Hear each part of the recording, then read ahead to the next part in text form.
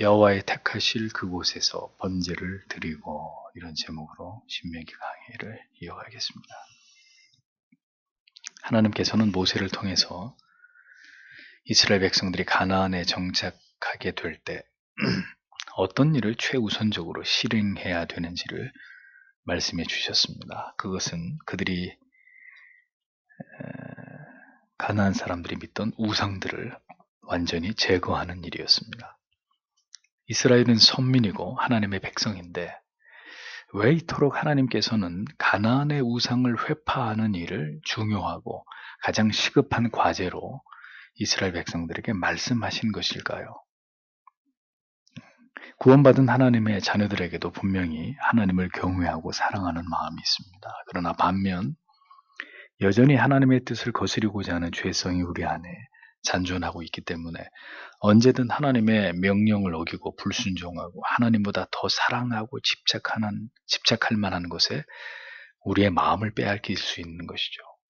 이스라엘이 하나님을 버리고 결국은 가나안의 우상을 숭배하고 가나안의 여인들과 결혼을 하게 되었듯이 말입니다.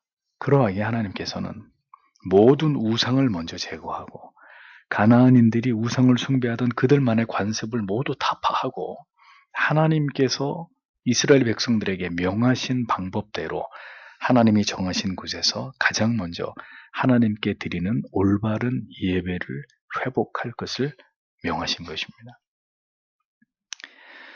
구원받은 성도에게 가장 경계해야 될 일이 무엇이겠습니까? 나 외에는 다른 신들을 두지 말라고 하신 1계명, 너를 위해 새긴 우상을 만들지 말라고 명하신 2계명, 물론 10계명 전체가 다 중요하지만 언제나 우리가 경계해야 될, 우리 안에 있는 죄성에서 비롯되는 그런 경계해야 될 죄가 있다면 나도 모르게 우상을 숭배하게 되는, 어떤 우상을 만들어내려고 하는 이것이라는 거죠. 가나안 땅에 입성하게 되는 이스라엘 백성들에게 왜 하나님이 이 명령을 주지시켰는지를 우리가 기억할 필요가 있습니다. 그러니까 언제나 하나님께서 원하시는 것이 우리에게 1순위가 되지 않을 때 그 모든 것은 우리가 숭배하는 우상이 될 수 있다는 것을 우리가 깊이 생각해야 합니다. 가나안에 들어가자마자 가나안 사람들이 섬기던 우상부터 다 때려 부시라는 거예요. 그 제단부터 다 헐어버리고 어디 있든지 그것이. 그리고 내가 너에게 명한 곳으로 가서 나를 예배하기 시작해라. 왜 이게 가장 중요한, 가장 시급한, 가장 첫 번째 가나안 땅에 들어간 이스라엘 백성들이 지켜야만 했던 하나님의 명령이었느냐? 우리가 깊이 생각을 해볼 필요가 있다는 겁니다. 신자의 존재의 목적은 세상과 구별되어서 하나님을 온전히 예배함에 있습니다. 언제나 우리에게서 하나님이 가장 중요하게 여기시는 존재이기를, 우리가 항상 하나님을 이 세상에서 가장 중요하게 여기시는 존재이기를 세상에 드러내기를 기뻐하시는데, 그 세상에 그렇게 우리가 믿는 하나님이 우리에게 가장 중요한 분이라는 걸 드러내는 방법이 뭐냐면 하나님을 예배하는 거예요. 정해진 시간, 정해진 장소에 원근각처로부터 성도들이 몰려와서 그 시간에는 반드시 하나님을 예배하는 그 모습을 통해서 우리가 하나님을 두려워하는 자들이고 그 하나님을 사랑하는 자들이고 그 하나님을 믿는, 살아계신 하나님을 믿는 하나님의 백성인 것을 하나님은 세상 가운데 나타내는 것을 기뻐하시는 분이라는 겁니다. 율례와 명령과 법도를 지킴으로 구별되게 세상에서 우리의 존재가 드러나는 것을, 그렇게 하나님이 우리를 통해 알려주시는 것을 하나님이 성도에게 원하신다는 거죠. 그래서 하나님께서는 이 사명이 이스라엘 안에서 무너지는 것을 절대로 원치 않으셨다는 것입니다. 그렇기 때문에 가나안에 있는 모든 우상들을 제거하고 그들의 제단을 다 회파하고 난 이후에 하나님은 이제 가나안들이 우상을 숭배하던 그 땅이 하나님을 예배하는 거룩한 땅이 되기를 원하셨던 거죠. 이방인들이 우상을 숭배하던 그 더럽혀진 그 땅을 하나님을 올바로 예배하는 이스라엘을 통해서 하나님이 그 땅을 회복시키기를 바라셨던 것입니다. 하나님께서는 이제 그곳에서 희생과 11조와 거제와 서원제, 낙헌 예물, 우양이 처음 낳은 것들, 이 모든 것들을 하나님이 정하신 제사와 그 제물의 규례대로 하나님을 예배하라고 명하셨습니다. 그 모든 일들을 기쁘고 자원하는 마음으로 행하며 하나님 앞에서 먹고 마시며 하나님께서 베풀어 주신 복으로 말미암아서 너희들이 함께 즐거워해야 된다. 이렇게 말씀하셨습니다. 자, 오늘의 본문은 이제 그 말씀에 이어서 하나님께서 모세를 통해서 계속해서 그들이 어떻게 그곳에서 그러면 하나님을 예배해야 될지에 대해서 말씀하신 내용을 담고 있습니다. 우린 이를 통해서 그때나 지금이나 하나님께서 가장 중요하게 여기시는 것이 하나님을 예배하는 것이다 라는 것을 깨닫게 됩니다. 이는 성도에게 매우 중요한 신앙의 의무이고 또 모든 예배의 형식과 내용이 절대로 사람이 중심이 되어서는 안 되고 하나님이 중심이 되셔야 된다는 것을 보여주고 있는 그런 말씀을 오늘 본문을 통해서 보게 됩니다. 이 말씀을 통해서 다시 한번 우리는 예배의 중요성을 깊이 생각해보는 계기가 되어야 될 것입니다. 8절에서 9절을 보겠습니다. 우리가 오늘날 여기서 각자 그의 보기에 옳은 모든 것을 행하는 모든 것을 따라 너희가 결코 행하지 말라. 왜냐하면 너희가 지금까지 내 하나님 여호와께서 너희에게 주시려는 그 안식과 그 기업에 이르지 못하였기 때문이다.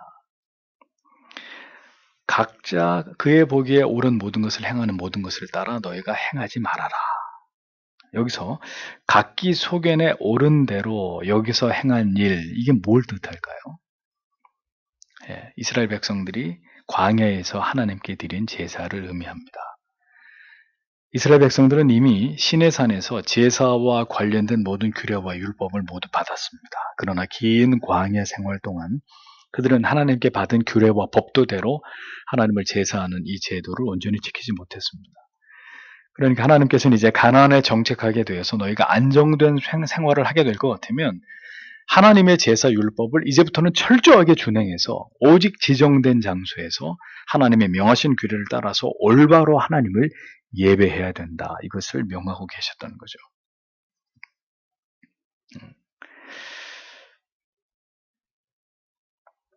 이스라엘은 광야 생활을 지나가는 동안에 많은 어려움과 고난을 겪으면서 참된 안식을 누리지 못했습니다. 하나님이 주신 기업인 가나안에 이르기까지는 그렇게 하나님을 올바로 예배할 수 있는 그런 여건이 아니었기 때문에 이스라엘은 자기 생각대로 처지대로 그렇게 하나님을 올바로 예배하지 못했던 것에 대해서 하나님이 뭐라고 말씀하십니까? 이 부분에 대해서 일부를 하나님이 용인해 주시는 거예요.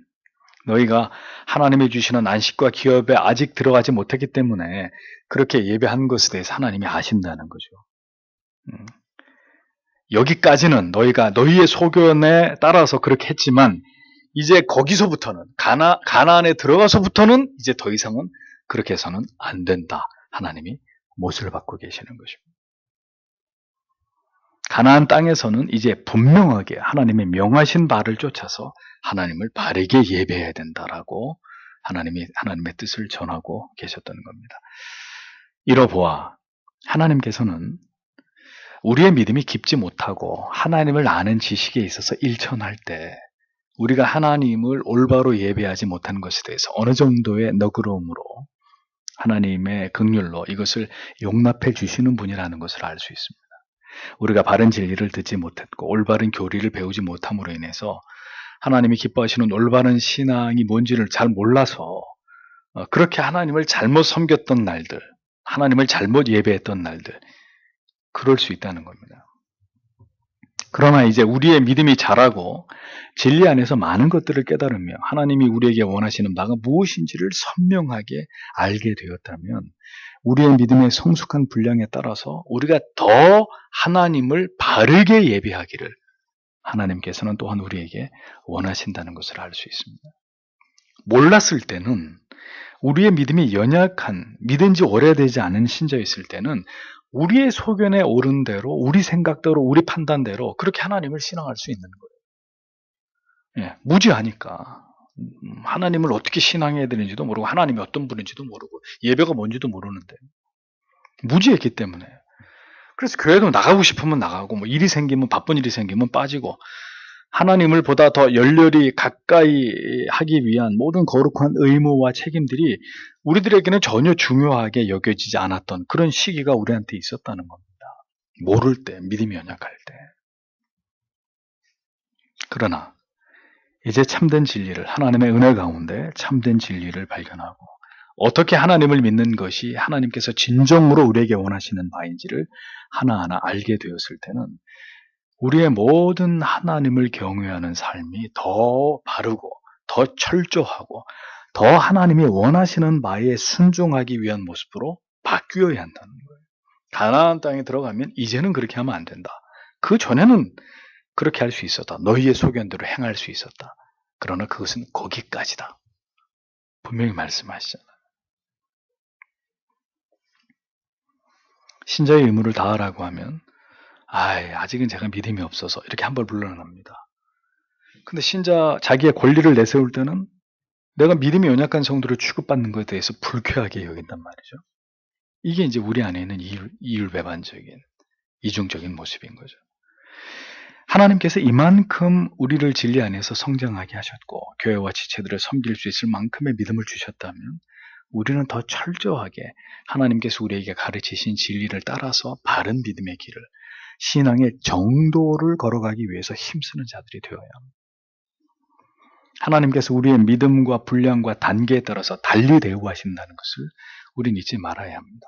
그러니까 가나안에 들어가면 이제 이스라엘 백성들은 모든 우상들을 깨트려버리고 이제 더 철저하게 하나님이 명하신 바를 따라서 그렇게 하나님을 예배해야 되는 의무와 특권을 이제부터는 잘 감당해야 된다. 하나님의 모세를 통해서 가나안 입성을 초월기에 둔 이스라엘 백성들에게 이것을 분명하게 명령하셨고 요구하셨고 당부하셨다는 거죠. 자, 이제 그 내용이 더 구체화되고 있습니다. 10절에서 11절을 보십시오. 그러나 너희가 요단을 건너갈 것이다. 그리고 너희가 너희 하나님 여호와께서 너희에게 기업으로 주시려는 그 땅에 거할 것이다. 그리고 그가 사면에 너희 모든 대적들로부터 너희에게 안식을 주실 것이다. 그리하여 너희가 안전하게 거할 것이다. 그때에 그것이 일어날 것이다. 너희 하나님 여호와께서 그의 이름을 거기에 두기 위해 그 안에서 택하실 그 곳, 거기로 너희는 내가 너희에게 명하는 모든 것을, 너희의 번제들과 너희의 희생들을, 너희의 11조들과 너희 손의 거제와 너희가 여호와께 서원하는 너희 서원물들의 모든 아름다운 것을 가지고 갈 것이다. 이렇게 기록되어 있습니다. 하나님께서는 모세를 통해서 가나안에 입성하게 될 이스라엘 백성들에게 예언을 하십니다. 약속을 해주십니다. 그게 뭡니까? 가나안의 모든 적들로부터 이스라엘이 승리를 얻게 될 것이고 마침내 안식을 주심으로 너희들이 그곳에서 안전하고 평안히 거하게 될 것이다. 하나님이 이스라엘 백성들에게 약속해 주셨습니다. 모든 정복 전쟁에서 이스라엘이 승리하게 될 것이고 그들은 그 모든 땅을 차지함으로 그곳에서 안식과 평안을 얻게 해주시겠다는 이렇게 말씀하시는 하나님께서는 이제 그렇게 하나님께서 이스라엘에게 안식과 평안을 주실 때 그들에게 무엇을 바라는지를 이어서 말씀하셨습니다. 그게 뭡니까? 하나님의 이름이 불리움을 받게 되실, 하나님께서 택하신 그곳에서 하나님께서 명하신 모든 것을 가지고 가라. 이렇게 말씀하셨습니다. 여기서 말하는 모든 것이라는 게 뭡니까? 이스라엘 백성들이 하나님께 드려야 될 번제, 희생제물, 11조, 거제, 하나님께 서원한 모든 서원물들 이런 것들이죠. 그러니까 하나님께서는 가나안의 정복 전쟁을 속히 마무리하게 하심으로 이스라엘에게 평안과 안식을 주실 텐데 그렇게 하시는 이유가 뭐냐? 그곳에서 이스라엘의 온전한 예배를 받고자 하심이었다. 성경이 그렇게 말씀하고 있는 겁니다. 자, 그러면 이 진리를 통해 우리가 생각해 볼 바는 이것이죠. 하나님을 바르게 예배하고자 하는 자에게 하나님은 평강을 주신다는 거예요. 그의 모든 일에 승리를 주신다는 거예요. 하나님이 그에게 형통을 주시고 그에게 평화와 안정을 주신다는 거예요. 가난한 백성들을 다 물리치고 너희에게 안전과 평화를 주면 너희는 이제 나를 예배하는 일에 최선을 다해야 된다. 그 이유고 그 뜻이었거든요. 사업을 하는 그리스도인이, 직장을 다니는 성도가, 공부를 하는 예수 믿는 학생이 주일 예배를 번번이 빠집니다. 피곤하다는 이유 때문에, 사업상 사정 때문에, 학업 때문에. 자, 그렇다면 하나님께서 그 그리스도인의 사업에, 그가 다니는 직장에, 그가 하고 있는 공부에 복을, 번영을, 지혜와 지식과 안정과 평안을 주시겠습니까? 안 주시겠습니까? 하나님께서 가나안의 모든 부족들을 물리쳐 주시고 이스라엘에게 이김을 주시고 안식, 평안, 자유를 주신 이유는 그곳에서 하나님을 온전히 예배하라. 내가 너에게 정한, 너에게 바치라고 명한 그 모든 제사를, 예배를 나에게 바쳐라. 그게 하나님의 뜻이었잖아요. 하나님이 우리에게 안전과 평안을 주시는 이유는 단 한 가지예요. 뭐예요? 하나님을 바르게 예배하기 위함입니다. 그러니까 하나님을 올바로 예배하고 그 일에 모든 노력을 다하는 사람의 사업은 하나님이 어떻게 하시는 거예요? 당연히 형통케 하시는 거예요. 모든 전쟁에서 이기듯이 그가 하는 모든 일에 하나님 복을 주시는 거예요. 지혜와 명철을 주시고 그 앞길을 열어주시는 은혜를 베풀어 주시는 거예요. 왜? 그가 참된 예배자이기 때문에. 그가 왜 존재하는지에 대한 그 목적을 정확히 알고 하나님을 바르게 예배하는 자이기 때문에 하나님이 그것 때문에 가나안의 모든 적들을 물리치고 속히 그들에게 안전과 평안을 주셨듯이. 왜? 예배를 받으시려. 하나님을 바르게 예배하는 자에게 하나님의 모든 걸 형통케 하시는 거예요. 그게 하나님의 법이에요. 하나님을 올바로 예배하지 않는 자에게, 예배를 언제나 소홀히 여기는 자에게 형통과 하나님의 도우심이 있을 리가 없고, 만약에 그럼에도 그가 모든 일이 다 형통하고 잘 된다면 그건 축복이 아니라 멸망으로 가는 전주곡이 되는 거죠. 예배를 하나님 경외함을 소홀히 여기고 하나님의 은총을 받은 자들을 목사는 지금까지 본 일이 없습니다. 그가 전심으로 하나님을 경외하고 하나님을 찾는 일에 게으른 만큼 그가 애타게 하나님을 찾았을 때 하나님께서 그에게 침묵하시는 것은 너무나 당연한 거예요. 여러분 시편 124편 8절에 우리의 도움은 천지를 지으신 여호와의 이름에 있도다. 이 고백을 농담으로 여기서는 안 됩니다. 우리의 도움은 천지를 지으신 여호와의 이름에 있도다. 이 천지의 주관자이신 하나님의 도움이 언제든 임하는 자는 바른 예배자들, 예배에 목숨을 거는 사람들, 하나님이 자기 백성들에게 가장 원하시는 그 예배를 가장 소중하게 여기는 사람들, 하나님이 그들의 삶을 왜 돌보시지 않겠어요? 왜 그들을 지키시지 않겠습니까? 왜 그들에게 이김을 주시지 않겠습니까? 그러니까 이게 순서가 뒤바뀌니까 항상 세상에서 내 하는 일이 잘 되고 그 다음에 뭐 시간이 남은 이게 항상 순서가 뒤죽박죽이 돼버리니까 항상 우리의 삶이 그런 거기서 헤어나오질 못하는 거죠. 고난 가운데 주의 침묵은 그 많은 날 우리가 하나님을 어떻게 예배했었는지를 반성하게 하는, 회개하게 만드는 하나님의 뜻과 섭리라는 것을 기억해야 합니다. 하나님께서 6.25 전쟁 이후에 세계에서 가장 최빈국이었던 한국을 불쌍히 여겨주셨습니다. 그래서 이 민족에게 복을 주셔서 복음이 널리 전파되게 하시고 많은 교회들이 이 한국 땅 안에 세워지겠습니다. 국가가 부강해지면서 교회와 성도들도 안전해졌고 평강을 누렸고 부유하게 되었습니다. 그렇게 되는 동안 한국 교회는 그럼 하나님을 올바로 예배했느냐? 오늘의 이 모든 서서히 다가오고 있는 이 고통과 괴로움의 원인이 무엇이겠습니까? 다시 예배가 회복되지 않고는 성도 여러분, 어떤 평화도, 어떤 안정도, 어떤 번영도 이제 기대할 수 없다는 것을 기억하셔야 합니다.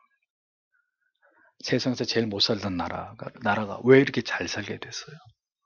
하나님이 이 대한민국의 이 작은 땅덩어리에 하나님을 사랑하는 자들을 통해 예배를 받기 원하셨다는 거죠.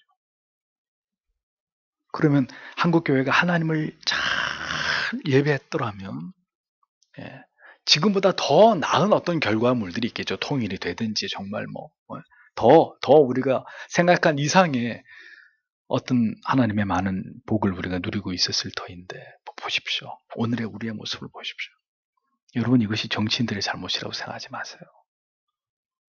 하나님을 예배해야 될 그 거룩한 의무를 가졌던 하나님이 그것 때문에 긍휼히 여겨서 잿더미 위에서 이 대한민국을 이렇게 하나님이 풍요롭고 번영된 나라로 만들어 주셨지만 이 대한민국의 교회가 어떻게 했냐 이거죠.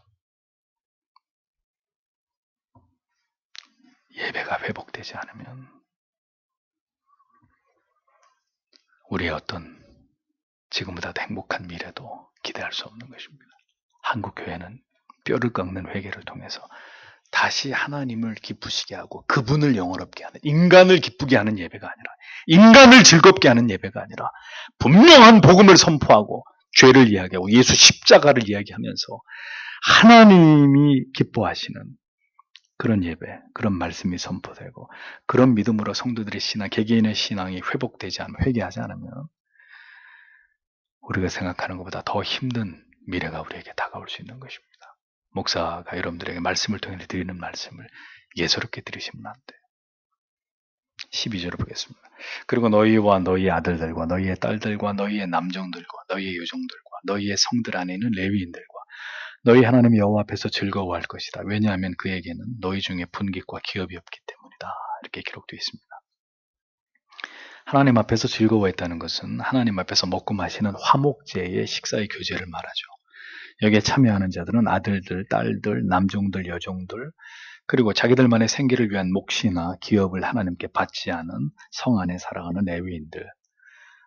레위인들에게 분배한 토지가 없었던 것은 잘 아시는 대로 레위 지파는 성소에서 하나님만을 섬기는 구별된 일에 전념하는 자들이잖아요. 하나님이 그 일만 하라는 거예요. 때문에 그들은 따로 토지를 경작하거나 가축을 칠 시간이 없었기 때문에 그들의 생계는 이스라엘의 나머지 지파들이 감당해야 될 몫이었던 겁니다. 하나님은 그렇게 올바른 예배를 하나님께 드리고 그 다음에 모든 백성들이 그 하나님을 경외하면서 서로 화목하고 서로를 사랑하고 서로를 돌보면서 그렇게 가나안 땅에서 화목하게 살아가기를 원하셨다는 거죠. 하나님을 사랑하고 이웃을 사랑하면서 하나님이 주신 적과 꿀이 흐르는 땅을 하나님의 질서로 다스리도록, 하나님의 질서로 하나님을 예배하는 이런 아름다운 땅으로, 아름다운 사회로, 나라로, 국가로 하나님 그렇게 세우기를 원하셨다는 겁니다. 13절, 14절에 또다시 하나님이 이스라엘 백성들에게 재차 강조하고 계시는 내용을 보십시오. 내가 보는 아무 곳에서든지 내가 너의 번제들을 드리지 않도록 너는 스스로 주의하라. 그러나 오직 여호와께서 선택하실 그 장소에서 거기 너의 지파들의 한 곳에서 너는 너의 번제들을 드릴 것이다. 그리고 거기서 내가 내게 명하는 모든 것을 너는 행할 것이다. 이렇게 기록되어 있습니다. 자, 여러분. 하나님께서 하나님을 예배함에 있어서 매우 자주 강조하고 또 강조하는 바는 이건 모세 오경에 다 나타나요. 특별히 레위기에도 많이 나타나지만 신명기에도 하나님이 계속 강조하고 또 강조하고 또 강조하는 바는 모든 예배의 방법, 예배의 장소, 예배의 내용에 있어서 그 무엇도 우리의 임의대로 그것을 행하지 말아야 한다는 금령입니다. 구약 성경의 여러 곳에서 발견되고 있는 말씀입니다. 금송아지 우상숭배 사건 이후로 하나님이 계속 이 사실을 거듭 강조하셨고, 자, 여러분, 신약 시대에 예수 그리스도께서 메시아로 오시고 난 다음에 그가 공생을 시작하면서 예루살렘 성전에 올라가시죠. 제일 먼저 하신 일이 뭐예요? 안진뱅이 눈뜨게 한 거예요? 안진뱅이 일으키고 장님 눈뜨게 한 거예요? 아니죠. 제일 먼저 한 게 뭐였어요? 성전을 정화하는 거였어요. 분노하시면서 하나님이 성전을 정화하시는 예수 그리스도께서 성전을 하나님의 내 집은 만민이 기도하는 집인데 너희가 강도의 구례를 만들었다. 하나님이 예수께서 제일 먼저 하신 일이 성전을 정화시킨 일이었습니다. 뭘 보여주는 것이냐? 결코 하나님께 드리는 예배는 인간에 의해서 그 정신과 그 의미와 그 내용들이 훼손되어서는 안 된다는 것을 구약에서는 금송아지 사건, 신약을 시작하면서 예수님이 가장 먼저 하신 일, 복음을 전하기도 전에, 죄인들에게 복음을 전하기도 전에 제일 먼저 올라가셔가지고 주님이 분노하시면서 하신 일이 성전을 깨끗하게 하는 일이었다고요. 그러니까 하나님께서 얼마나 이 하나님을 향해서 인간이 죄인이 드리는 이 예배를 얼마나 중요하게 여기시는지를 상징적으로 우리가 알 수 있는 거예요. 구약의 사건, 신약의 이런 사건들을 통해서. 여러분, 목사가 분명히 말씀드립니다. 하나님께 드리는 예배는 여러분들이 생각하시는 것 그 이상으로 매우 중요하고 아무리 강조해도 지나치지 않는 신앙에 있어서 가장 중요한 의무이고 특권이고 사명입니다. 여러분들의 책임입니다. 따라서 주일에 온전히 하나님을 예배하지 않는 것은 명백한 죄가 되는 것입니다. 이것은 우리의 존재의 제1 의무를 우리가 훼손시키는 거예요. 오전 오후의 예배, 이어지는 모든 성도의 교제, 성경을 공부하는 모든 순서가 예배란 말이에요. 나아가서 한 주간 동안 성도로서 이 세상에서 우리에게 주어진 모든 일들을 신자라는 자기 정체성을 가지고 하나님 앞에서 성실하게 살아가는 그 모든 삶들도 하나님께 드려지는 뭐예요? 산제사, 예배예요. 그래서 로마서 12장 1절에 분명히 거듭난 구원받은 성도의 삶의 첫 번째 대헌장을 이렇게 명시했잖아요. 그러므로 형제들아, 내가 하나님의 모든 자비하심으로 너희를 권하노니 너희 몸을 하나님이 기뻐하시는 거룩한 산 제사로 드리라. 이는 너희의 합리적 예배니라. 앞에서 교리를 다 이야기하고, 그래서 구원에 대해서, 믿음에 대해서, 성화에 대해서 다 이야기하고 난 다음에 그 다음에 실천적 덕목의 첫 번째가 뭐냐? 산제물이 되라. 바르게 예배해라. 바른 예배자들이 되라. 그러니까 성경 전체가 이 하나님을 예배하는 것에 대한 이 중요성을 우리에게 곳곳에서 말씀하고 있는 거예요. 그러므로 성도의 예배적 삶 가운데 그 중심은 하나님께 드리는 예배에서 시작되는 것입니다. 그 예배는 우리 마음대로, 우리 형편에 따라서 우리가 좋아하는 대로 드리는 예배가 아닙니다. 우리가 어떤 예배든 만들어 놓고 어떤 찬송이든지 지어 놓고 그렇게 드리고 그렇게 부르면 간단한 문제가 아니라는 거죠. 11절에 자기 이름을 두시려고 한 곳을 택하실 그곳으로 이렇게 말씀했습니다. 13절에 너는 삼가서 내게 보이는 아무 곳에서든지 번제를 드리지 말고 14절에 오직 너희의 한 지파 중에 여호와의 택하실 그곳에서 너는 번제를 드리라. 내게 보이는 내 눈으로 봐서 내게 보이는, 그러니까 무슨 뜻이? 네 상황에 따라서, 네 형편에 따라서, 네 마음대로 아무 곳에서든 제사를 드리면 그만이 아니라는 거죠. 하나님이 지정하신 장소를 명령했습니다. 아무 곳에서든지 번제를 드리지 말고 하나님이 정하신 그곳, 그 장소에서 하나님을 예배하라고 말씀했습니다. 광야에서 텐트로 만들어진 성막은 초라한 것이었습니다. 여러분, 그런데 그 초라한 곳일지라도 그 성막을 누가 설계했어요? 모세가 설계했어요? 하나님이 설계하셨어요. 어떤 재료를 쓰고 그 성막, 성소, 지성소 안에 있는 성기구들을 어떻게 만들라고까지 다 하나부터 열까지 다 말씀하셨어요. 심지어 제사장이 입는 옷까지 하나님께서는 절대로 인간이 임을 대로 제작하지 못하게 하시고 하나님께서 디자인하신 대로 그대로 만들라고 말씀하셨어요. 노아 홍수 전에 노아가 지은 방주를 누가 설계했어요? 노아가 했어요? 노아 가족들이 했어요? 하나님이 하셨어요. 여러분, 성경이 뭘 말씀하려고 하는 건지 정확히 아셔야 돼요. 분명히 아셔야 돼요. 절대로 그 선을 넘어가면 안 돼요. 그 다음부터는 그 사람이 아무리 하나님을 잘 믿는다고 자기 자신을 생각해도 그 사람은 하나님을 잘 믿는 사람이 아니에요. 잘못 믿고 있는 사람이에요. 왜 그렇게 하셨을까요? 우리는 항상 성경을 보면서 왜라고 물어야 돼요. 왜? 아니, 왜 하나님이 너희가 알아서 해라. 나는 중심을 보는 여호와니까 뭐 어떻게 만들든지 너희가 최선을 다해서 만들면 나는 그걸로 그렇게 하실 법도 한데 왜 하나님이 우리에게 맡기신 것이 아무것도 없고 다 내가 너희에게 명한 대로, 여호와께서 명하신 대로, 여호와께서 말씀하신 대로 하나님이 다 말씀하세요. 너희는 지켜 행해라. 그대로 말씀하신 대로 그대로 지켜 행하라고만 얘기하십니다. 왜? Why? 왜 이것이 이토록 중요하고 하나님이 왜 그렇게 하게 하셨는지를 깊이 깊이 생각하면서 우리가 하나님을 믿어야 되는 거죠. 성경은 곧 하나님이시고 그 모든 말씀은 하나님의 입에서 비롯된 것입니다. 그러면 마땅히 두렵게 생각해야죠. 함부로 그것을 어기고 범하면 안 되고 하나님의 백성들은 반드시 그 법을 지켜야 되는 겁니다. 하나님의 세우신 법과 제도를 따라서 하나님을 경외하는 것이 참된 신앙의 도라고 가르치셨잖아요. 여러분, 오늘날의 교회들이 도대체 왜 이것을 허무는 것입니까? 도대체 누구 마음대로 하나님이 설계하신 모든 예배들을 파괴시키는 것입니까?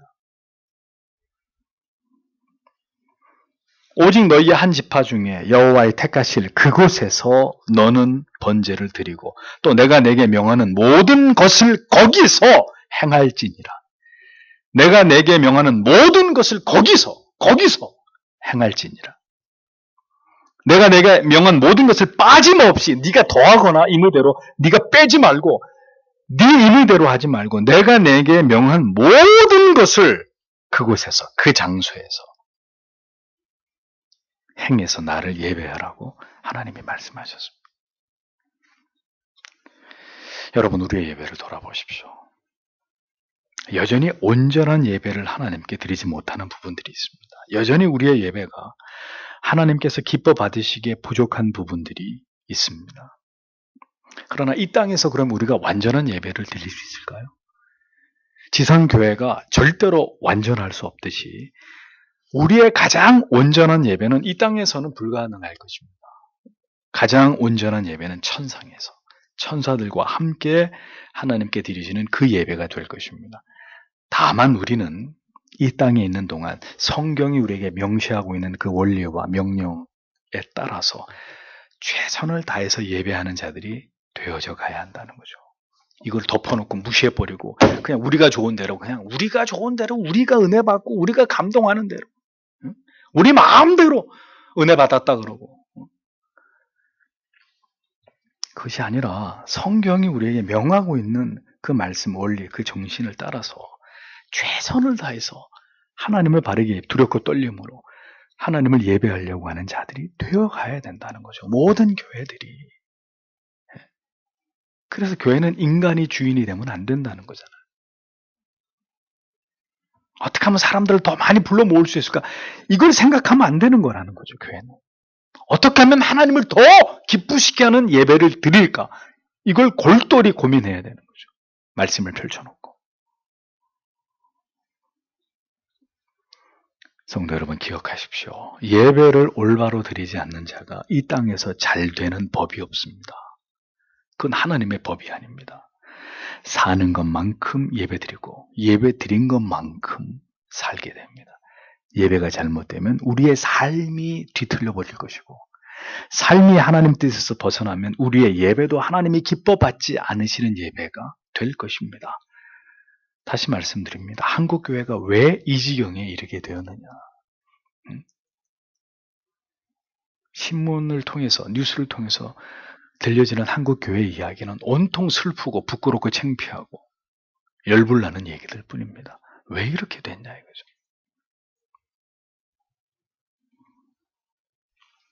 참 하나님의 섭리가 놀랍지 않습니까? 세상은 세상대로 막 굴러가고 그 틈바구니에 교회가 저지른 온갖 추악한 일들은 계속 들통이 나고 마치 우리한테 가르쳐주는 것 같아요. 야, 세상이 우리가 왜 이렇게 막 가는 줄 아니? 다 너희들 때문이야. 너희 교회들 때문이야. 너희 예수쟁이들 때문이야. 라고 마치 우리한테 채찍을 들고 우리한테 그것을 따갑게 가르쳐주는 듯이 세상은 세상대로 급격히 망가지고 그런 틈바구니에 교회의 온갖 추악한 악들은 민낯은 다 드러나고 우리 교회에다 두고 마치 메가폰을 가지고 큰 소리로 그걸 이야기해 주는 것처럼 저와 여러분들이 지금 이 비극의 시대를 살아가고 있는 것입니다. 대한민국 왜 이렇게 고통을 받고 있습니까? 성도 여러분, 오늘도 이 하나님의 말씀이 시의성을 가진 모든 시대의 하나님의 말씀은 그 시대를 반영한단 말입니다. 시의적절한 말씀으로 성령이 하나님의 말씀을 통해서 자기 백성들에게 말씀하시는데 기가 막히잖아요. 우리가 여러분들이 오늘도 수요 기도에 오셔서 이 신명기 말씀을 들으면서 이런 본문을, 이런 하나님의 말씀을 듣고 있다는 사실에 대해서 기가 막히지 않습니까? 다시 예배가 회복되고 인간들에 의해서 더럽혀진 그 모든 거짓된 예배들에 대한 참회가 일어나야 할 것입니다. 그토록 하나님께서 중요하게 여기시는 것을 그토록 인간들을 위해서 더럽혔고 변질시켰다면, 그래서 주일날 예배 딱 도장 찍고 영화관에 가고 쇼핑하러 가고 친구들 만나러, 이렇게 예수를 믿어왔던 모든 이 땅의 그리스도인들이 하나님 앞에 철저하게 회개해야 되는 것입니다.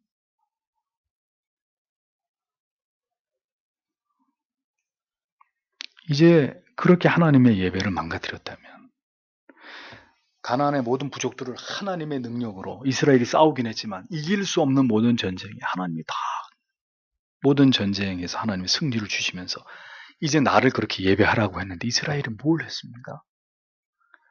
우상 숭배하고 이 하나님, 모세를 통해 말씀하신 하나님의 말씀을 비웃기라도 하면서 어떻게 됐습니까?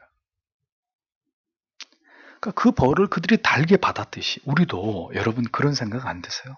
아, 이제 그 벌을, 이 모든 하나님의 예배를 더럽힌 모든 죄에 대한 벌을 이제 우리 세대가, 우리의 자녀들이 받게 생겼구나.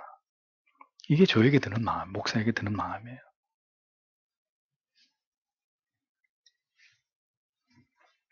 바알에게 무릎 꿇지 않은 7천에 하나님의 사람들이 있었듯이, 그러나 오늘도 이런 말씀을 들으면서 우리의 잘못된 예배를 회개하고 하나님의 긍휼과 자비를 구하는 백성들이 이 땅에 분명히 남아있으리라고 봅니다. 서교 장로교회가 그런 교회들 가운데 한 교회가 되어야 되고, 여러분들이 가슴을 치며 회개하는 그런 참된 하나님의 사람들 중에 한 사람들이 되셔야 되는 거죠. 그래야 이 땅의 미래가 밝아오지 않겠습니까? 우리의 예배를 다시 생각하고 더 한층 하나님을 바르게 예배하는 일에 우리의 영혼의 촉각을 곤두세우면서 하나님이 이 땅을 불쌍히 여겨주시기를, 한국 교회를, 이 무너진 예배의 재단이 다시 수축되는 그런 성령의 은혜를 우리에게 부어주시기를, 우리는 이 저녁에도 하나님 앞에 이 기도의 제목을 가지고 간절히 기도해야 되는 것입니다. 기도하겠습니다.